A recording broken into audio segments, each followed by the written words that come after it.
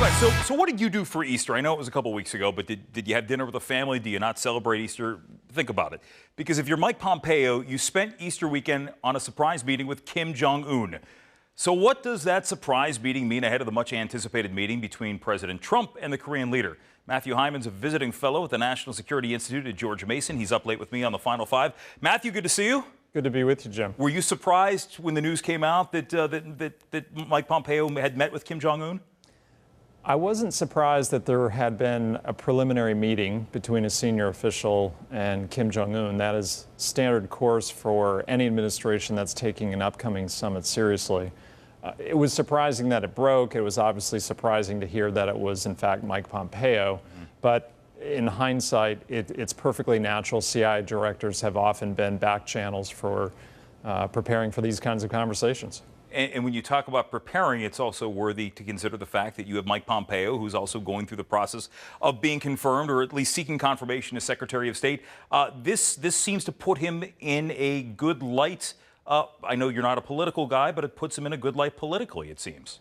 I agree with you. I think it demonstrates that he has the diplomatic chops that are required to be the Secretary of State. And in fact, there were reports in the Washington Post today of Democratic senators that were skeptical about his nomination, acknowledging that this was exactly the right thing for him to do. So I think it's right down the line with what we would expect of someone that is a candidate for Secretary of State. And I think he's got the ability to be a very effective one. When the news broke a while back about Rex Tillerson, that happened shortly thereafter the announcement was made there was going to be some kind of meeting between President Trump and Kim Jong-un. And many people said, well, why would you shake up your diplomatic roster when you're trying to plan for this high-profile summit?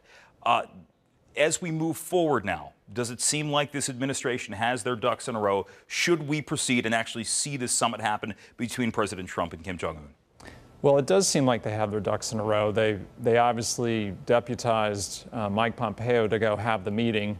In addition to that, there's a tremendous amount of prep work that's happening within the State Department, within the National Security Council. And so all public indications are that they are prepared to have this discussion, which is obviously a critical one and a very important one.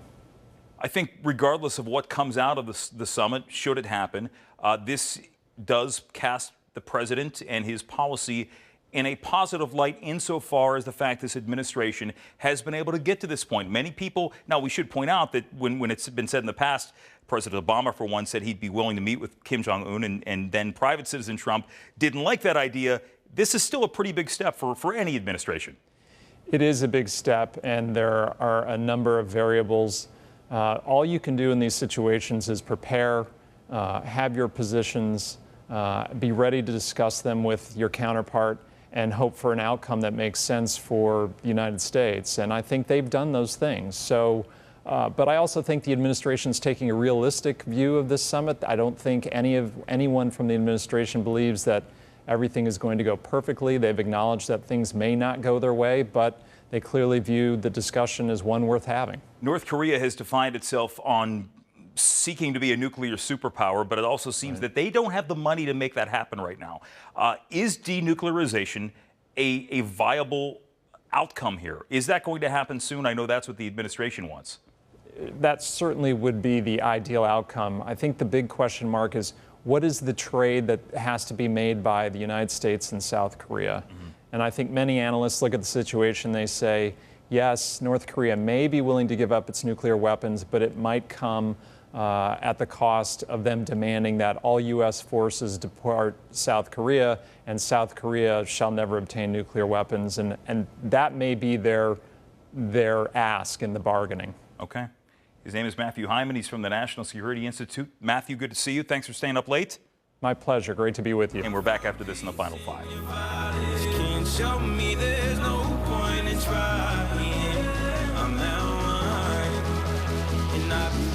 For too long.